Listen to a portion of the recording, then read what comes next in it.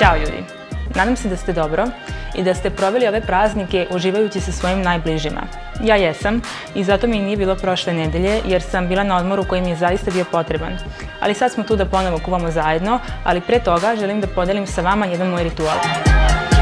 Svaki prostor ima svoju energiju. Zbog toga se na nekim mestima osjećamo opušteno, prijatno i lepo, dok na drugim mestima može da bude potpuno drugačije.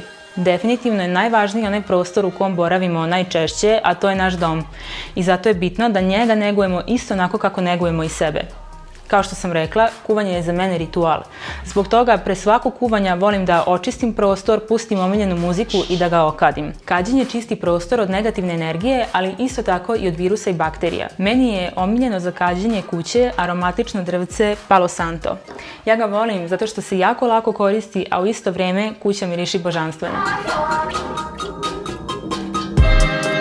I kada smo kod pripreme prostora za uživanje, u opisu videa ću vam ostaviti link do Spotify liste da slušate muziku dok kuvate. U pitanju je lista koju Danilo i ja svake godine pripremamo za naše saradnike i klijente i šaljemo im kao novogodišnji poklon.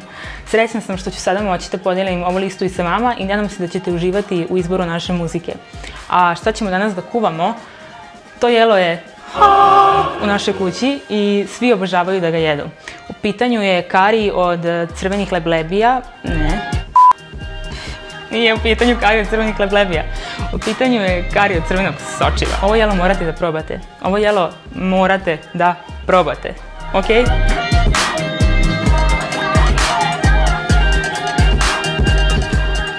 I danas ispred mene baš puno namirnica, ali nemojte da vas to uplaši. Hajde da prvo kažemo šta je kari. Kari su jela koja potiču iz Indije i ona su u stvari kombinacija aromatika, začinskog bilja i sastojaka koje vi odlučite da vam bude glavni, što će danas kod mene biti crveno sočivo. Kari jela su svet za sebe i jednom kada otkrijete čari pravljenja karija, zaljubit ćete se u sam proces jednako kao i ukus koji na kraju dobijete. Šta u stvari podrazumeva kari jelo? Pa to podrazumeva da imamo kari pastu koju pre nekoliko godina nije bila da se kupi u Srbiji i ja sam je dovlačila iz inostranstva, tako da su nam koferi uvek bili puni nekih namirnica i začina. Ali vama je to sada mnogo lakše zato što može da se kupi kod nas u supermarketima. Ako ne budete mogli da je nađete, slobodno mi pišite na Instagramu i ja ću vas uputiti na pravo mesto. Hajde da vidimo šta mi to danas imamo od namirnica ovde. Imamo garam masalu koja je u stvari mešavina, indijska mešavina začina, zatim crvenu kari pastu koja miriše fenomenalno, zaljubit ćete se u miris i ona u stvari daje taj orijentalni ukus jelu. Imamo kumin, đumbir, beli luk, limetu, crveni luk, kokosovo ulje i pasirani paradajz, supu od povrća. Možete da koristite supu koju ste sami napravili ili možete da kupite kockicu i da koristite supu iz kockice. Leblebiju, crveno sočivo. So, biber, kokosovo ulje i pirinač. Pirinač koji ću ja danas koristiti je Jasmine rice ili ti jasmin pirinač koji potiče sa Tajlanda i on je dugog zrna i neverovatno aromatičnog mirisa. Ja mogu da jedem ovaj pirinač sam koliko je ukusan, tako da preporučujem da kupite njega, ali ako ne nađete možete da koristite bilo koji pirinač dugog zrna, drugi koji preporučujem je basmati pirinač. Priprema pirinča je mnogo više nego samo da ubacite pirinač u vodu i pustite da se skuva. Obavezno pročitajte uputstvo jer svaki pirinač ima način na koji se priprema.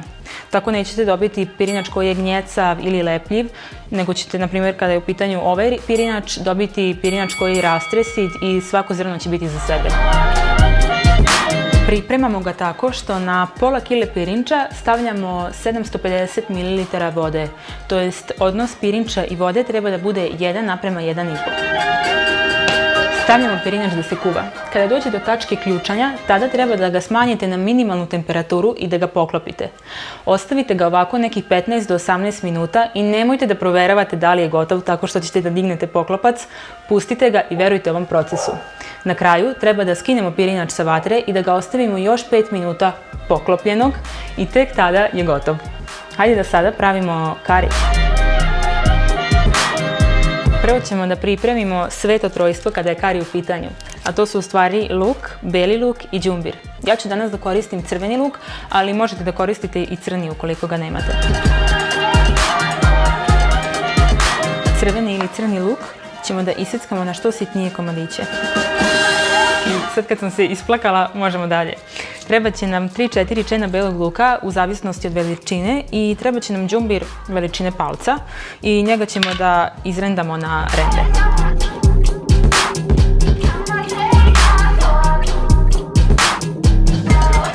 I spremni smo da kuhamo kari. Prvo ćemo da zagrejemo kokosovo ulje, a zatim u njega ubacujemo crveni luk.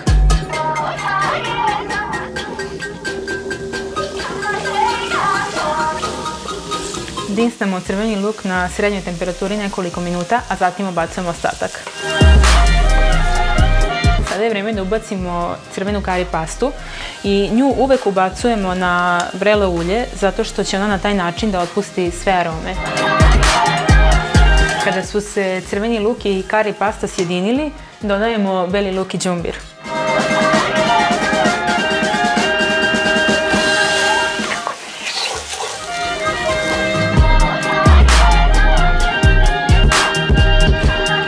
Sada je vreme da dodamo ostatak začina. Stavit ćemo 1 kašikicu kumina i 1 kašikicu garam masala začina. I odmah zatim ubacujemo crveno sočivo, a za njim dodajemo i kokosovo mleko i paradajz.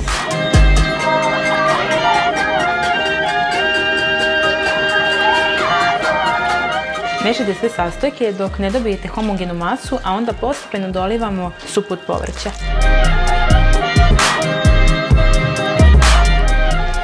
Kari nam se sada lagano krčka sve dok crveno sočivo ne bude gotovo. Obavezno ga mešajte sve vreme zato što sočivo zna da zagori na dnu. A nisam vam rekla šta je u stvari kari pasta.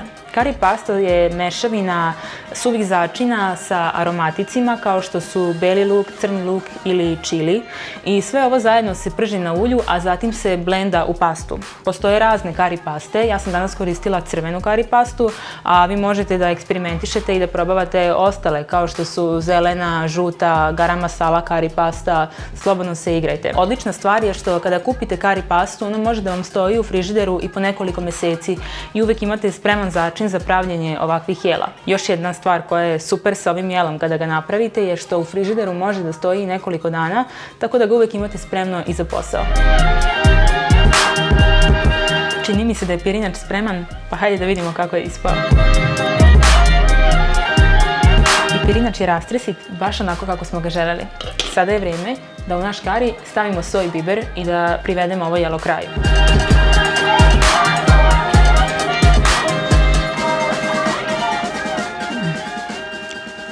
Pred sam kraj ćemo da dodamo pola limete. I to je to. Ovo jelo je gotovo. Nadam se da se niste uplašili količine namirnica na samom početku videa i da ste u procesu shvatili da se ovo jelo u stvari jako lako pravi. Možda ću vas navesti da napravite svoj prvi kari i jedva čekam da čujem u komentarima kako je on ispao. Ukoliko vi pravite kari na drugačiji način ili sa nekom drugom kari pastom, pišite mi jer želim da čujem vaše recepte i možda da isprobam neki od njih. Sada je vreme da jedemo jer smo stvarno gladnili, pa hajde da serviramo ovaj kari.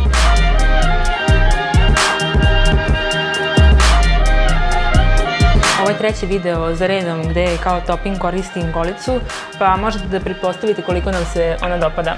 Ali zaista sa slanim jelima ide fenomenalno, tako da ja preporučujem da od gore pospete njom.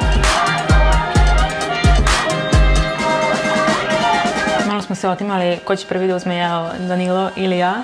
A nemojte zaboraviti da se ne subscribe-ujete na moj YouTube kanal dok ne probate neki od ovih recepata. Nadam se da se vidimo i sledeće nedelje.